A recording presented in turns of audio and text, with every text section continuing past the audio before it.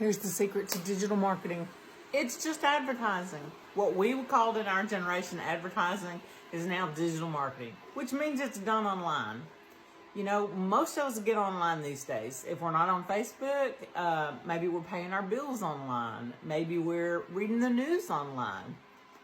It doesn't have to be as scary as we make it out to be. Hey, I'm Deborah.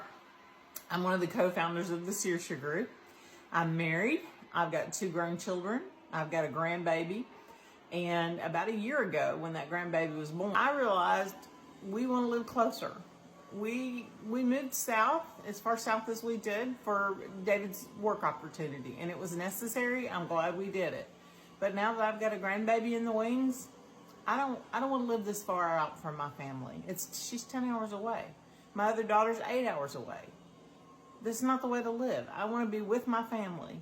And so finding this digital marketing program is allowing me to have a secondary income.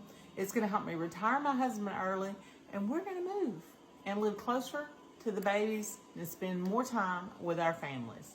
If you want to learn more about how it can be done, just type "tell me" in the comments and we'll get more information to you.